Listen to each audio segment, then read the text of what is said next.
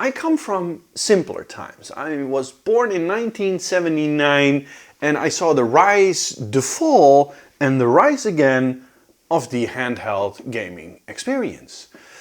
The first one I owned was a Lynx. It was 1988, 1989, somewhere around there when it was released. And of course, by modern standards, it's completely underpowered, of course. Clunky machine, small screen, but it was a fantastic experience.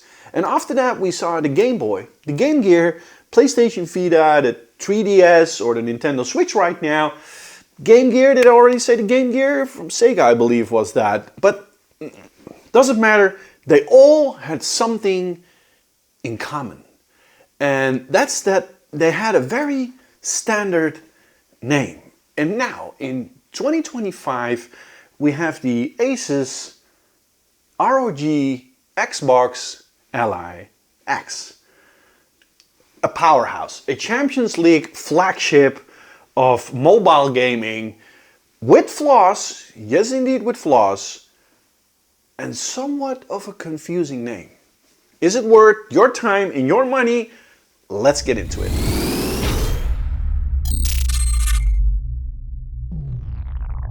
What a time to be a gamer. The rise of handhelds is real, and every brand wants a piece of that portable gaming dream. From the Steam Deck to the Lenovo Legion Go, even the Ayeneo, I believe that's the way you pronounce it, series, it feels like we're living in the golden age of handheld PCs. And now is Asus's turn. It is back with an upgrade, an evolution if you will. From the original Ally X, we now have the ROG Xbox Ally X. It's not just a refresh, I would believe. I would say it's a statement. I would say it's a bold, premium, powerhouse handheld that wants to bring the full Xbox experience and the PC experience in the palm of your hands. Because, dear viewer, this is not just a gaming handheld. This is maybe also one of the downsides for the more casual gamer. It's a tiny little PC that you can even use in the dock modus, use it as a PC, or even play docked on your monitor, TV, whatever you like. It's a performance gaming experience, if you will. So remember when portable gaming was a Game Boy, a PlayStation Portal, a Game Gear, or maybe the Switch by today's standards. Today it means actually PC performance, and in the past couple of years, I think a year and a half, we've seen a total influx and a rise in gaming PCs, gaming handhelds. The Steam Deck actually made that dream mainstream, and Asus has now entered the lobby, if you will, with the original Ally, shaking things up with a Windows 11 platform, Game Pass integration, and I would say a sleek design. But the problem I always had with these things is just the grip. It just didn't feel good for long gaming sessions. Now, the original Ally X was taken, and with that DNA, they have made an evolution, if you will. Refined ergonomics, better terminals, bigger battery as well, and some subtle minor design tweaks that make it a real difference compared to the original Ally X. The first thing I do want to notice is actually the grip that you have on this thing. It is heavier than the original Ally X, 100%, but let me click this back. But because it is basically, and I just took an old one, an Xbox controller cut in half, I have zero issues, actually zero issues with longer gaming sessions. And I want to give a shout out to Microsoft and Asus for actually making this possible, because the way this thing sits in my hand, and I could agree that people with some smaller hands would have a bit more difficulty, but the back pedals are in the right place. Everything feels good. It feels like an Xbox controller. If I need to choose between an Xbox controller and a PlayStation controller, I would rather have an Xbox controller. The ergonomics of Xbox controllers are absolutely peak. Not sure what it's doing right now, but it's doing something. Let's continue. Let's talk price. I think this is one of those few downsides, those flaws that we see. Well, it's not really a flaw because there is a reason that it's priced in the way. This is the 1 terabyte flagship and it will set you down $899 US. Depending a bit on the configuration, you also have the 500 gigabyte and a bit less powerful ROG Xbox Ally, which is about $600, I believe. But okay, this is the $899 version, the 1 terabyte. It's more than a Steam Deck OLED, obviously. It's more than a Switch OLED and even more than a mid-range gaming PC on sale. There are mid-range gaming PCs you can buy in the store right now for less than what you're spending on this machine. So you need to be a bit of a nerd. You need to be someone that really wants mobile gaming to the max to buy this. But here is the thing. It's not a toy or a streaming device like, for example, the PlayStation Portal. It's a Windows PC running your full Steam library, your Xbox Game Pass, Epic Games, and even productivity apps if you really want to. So if you can dock this thing, run Excel, browse, use it actually like a PC, even forget that it's a gaming handheld and you're literally holding that PC in your hands. That actually changes the way you think about price, because once you experience the full desktop gaming on the couch, on the train, or even on the toilet, it's hard to go back. And I've now been working 72 hours, a little bit over 72 hours with this machine, and I fully understand why it's worth the price, what you can do with it, and how it feels, how it looks, how it games, how quick it is. But yeah, let's be honest, the price point could scare off a lot of people because you also can get that mid-range gaming laptop that is on sale. Now, let's talk about the display. There's not a lot to mention about the display, because if there is one thing that hasn't changed much since the original Ally, it's the display. And honestly, that's perfectly fine, because the original screen was fantastic. I think it's a great screen. You've got a 7-inch IPS touchscreen, 1080p resolution, 120 Hz refresh rate, and 500 nits brightness. FreeSync premium support is also included, so no OLED, but still a punchy, vibrant, and smooth as butter experience with this screen. So when you're playing Forza Horizon 5, Cyberpunk 2077, or just scrolling through Steam, it feels premium, snappy, responsive. So I've got no complaints there, other than that some people will say, okay, but this is an upgrade. I would have also expected an upgrade in the screen. It's not the case. It's just a 7-inch IPS model that you also had on the original one. If you're coming from the first Ally, therefore, the visuals will feel familiar. It's not a bad thing. It's the best LCD panel on the market, and that's included in this ROG Xbox Ally X. So let's now dive into something that actually matters, and that is performance. The ROG, I constantly trip over this name. The ROG Xbox Ally X is powered by the AMD Ryzen A1 Z2 Extreme APU and an 8-core 16-thread Zen 4 processor with RDNA 3 graphics.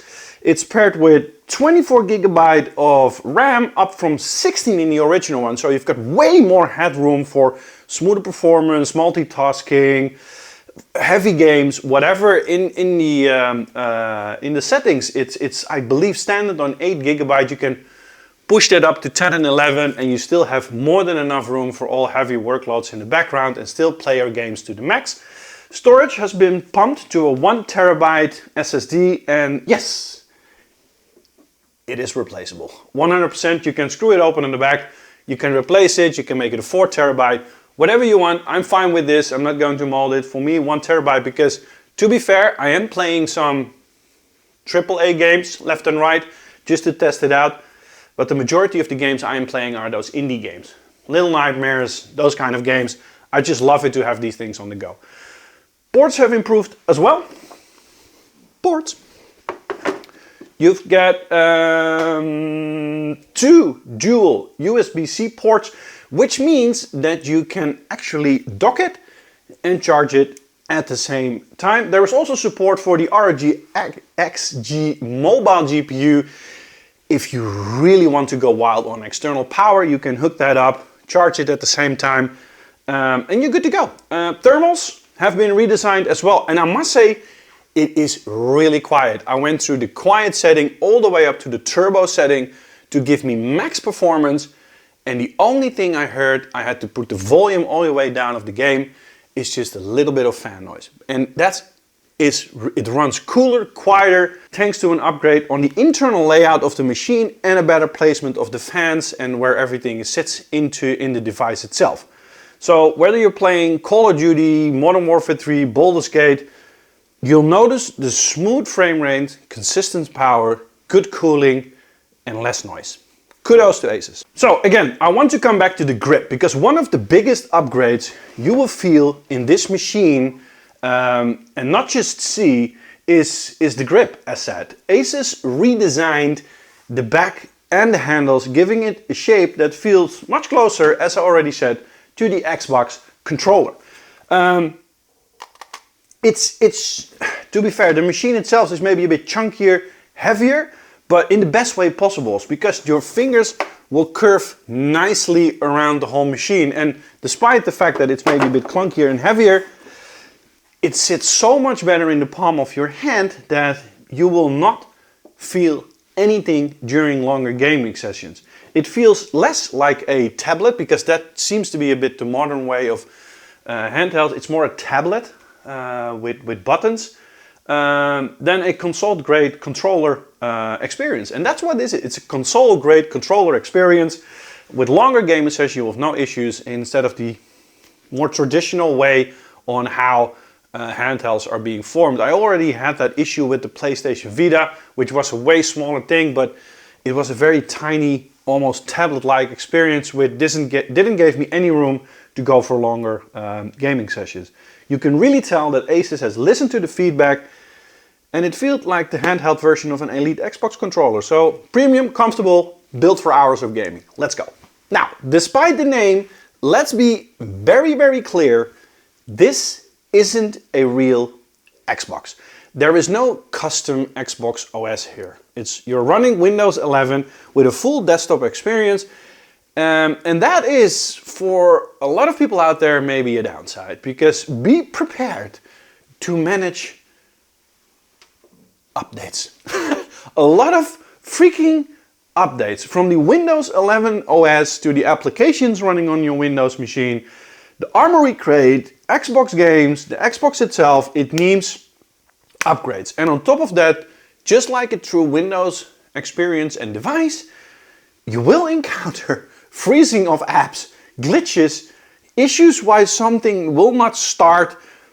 Welcome to Microsoft, and this is nothing different. I'm fully confident that they will upgrade, they will patch, they will send updates out that will fix a lot of these issues.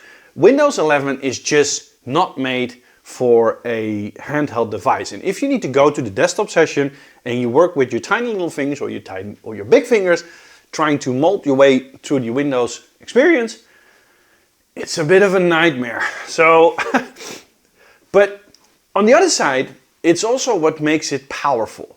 The open ecosystem that Windows is delivering is making sure that you can install Epic games, that you can run your Steam, that you can run your Xbox Game Pass, and actually everything you want to. You can even have emulation software on there to run Nintendo games or whatever. You can do whatever you want. It's a Windows platform, so what you can do on your Windows PC, you can do it also here. So yes, it is marketed as an Xbox branding platform, and it plays beautiful with Game Pass, 100%. And the good news is you can put this thing in the Xbox full screen experience. And that means that every time you start up, you will eventually wind up in this screen, which is just a familiar Xbox screen that everybody knows from its Xbox. Everybody who has run an Xbox knows the tiles, knows how this works. You can go to your desktop setting, but this is the way it starts up, giving you that Xbox feeling. Good news is you can also run your Steam games in this Xbox environment, so you don't need to go back and forward to your Steam games to run Steam. Actually, this is a great integration. Kudos and well done, it works beautifully. On top of that, you can literally alt-tab mod games, install emulators, or even plug in a keyboard. Use it like a workstation to do whatever you want to do, just like on a regular PC. You can dock it to your TV, but my advice there is don't use this thing to run AAA games on your TV. I've done it. I've run Battlefield on it. I've run some Call of Duty on it. I run some Cyberpunk 2077 on it. It's just not that great. It's just not that great. Run indie games on your TV docked, fantastic. Run AAA games on your monitor, you're kind of good, I think. But for me, this is not really a device you use for those big budget gaming experience on a TV via this device. So now let's talk about the Achilles heel of any handheld gaming device. Battery life, which is of course super important because you're on the go, it's portable. So you want to know how long it can do with a battery. The good news is the Xbox Ally X has a much bigger battery, up from 40 watt to 80 watt hours, which is a doubling in the capacity. In real world terms, this will mean that playing heavy games, AAA games like Cyberpunk, Horizon Zero Dawn, on performance mode, not on turbo mode, on performance mode, you will get 1.5 to 2 hours of battery life. If you just want to go full blown for the experience, that is what you do. Switch to turbo mode, you will get slightly less, but the performance is absolutely crazy on a handheld.